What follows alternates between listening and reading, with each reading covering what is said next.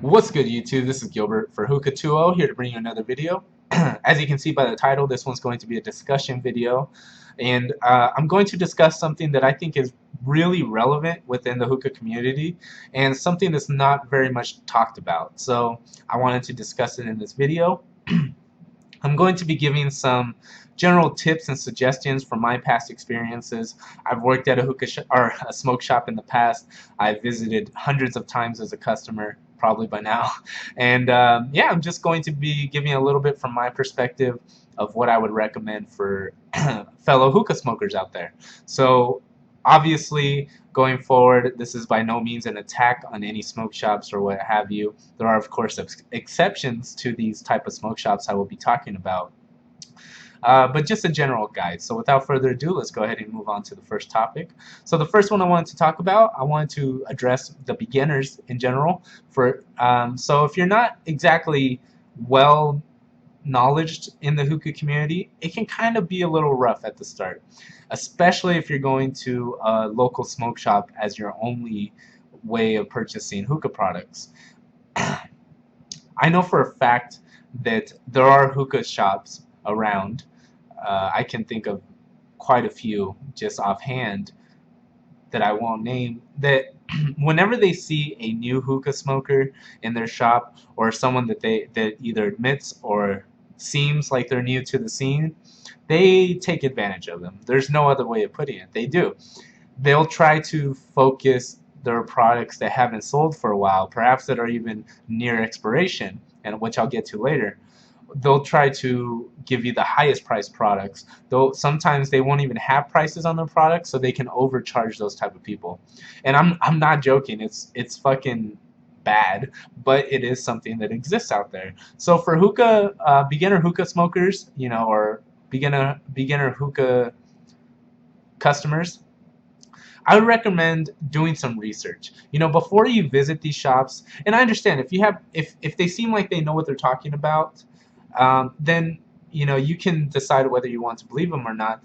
But it doesn't hurt. I would say with a 30-minute search on Google, going to hookah-shisha.com or 5starhookah.com, if you go to these websites and just do a little bit of research, watch the reviews, or I'm sorry, read the reviews, watch the reviews on YouTube. Look at Price Match, different websites. There's a lot out there that you can do. And within 30 minutes, I can almost guarantee you that you will find a hookah that is perfect for you, and probably at a better price than any local smoke shop will be able to get to sell it to you for. So, a 30-minute search on the internet can be a lot more efficient than an hour-long conversation with a local smoke shop person that may or may not have the knowledge that he claims to have about the products. So, I mean, yeah, I've seen multiple people um, in smoke shops that they have no idea what the fuck they're talking about when it comes to hookah. They tend to agree with you. If you say, "Oh, I like that mint that I smoked last week. Wasn't it Alfaker? That was really good, wasn't it?" "Oh, yes. That Alfaker mint is our best flavor." I've I've seen it happen, and it's a little bit of a lowball tactic, or minor league tactic, but it works, and they know what the fuck they're doing. So, kind of building off that, one thing I would say in smoke shops is don't be scared to ask questions either. I understand you don't want to be rude. If there are shit ton of people waiting, and they seem to be in a rush, because smokers usually are when they need cigarettes or what have you. Um, you know, Either let them go if you have the time. That would probably be ideal. Just be like, all right, well, I can wait. I just wanted a couple questions answered, or just don't be scared to ask questions in general.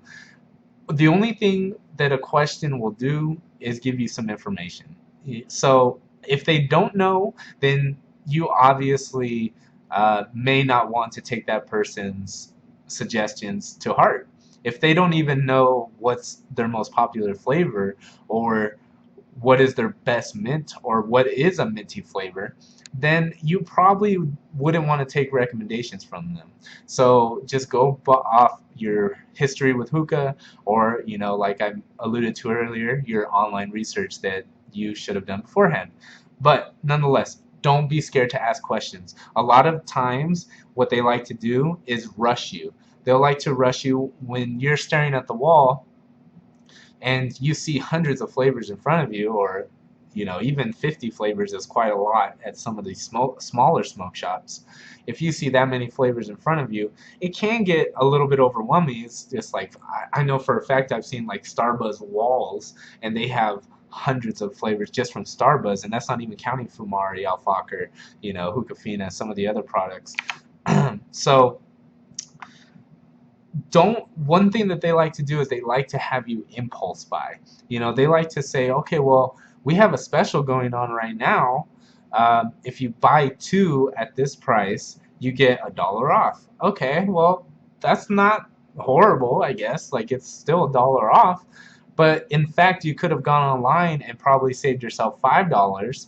Not including shipping, but save yourself $5 by ordering a big batch of flavors for a cheaper price. So they tend to prey upon people that are very much impulse buyers. If you see, oh, that hookah looks sexy, like, damn, I want that hookah, it looks amazing, they are going to come up and agree with you with every good thing you have to say. And every bad thing that you have to say, they're going to disagree with you. And here's why. They're either going to give you some bullshit answer, like, this is the best hookah I've ever smoked.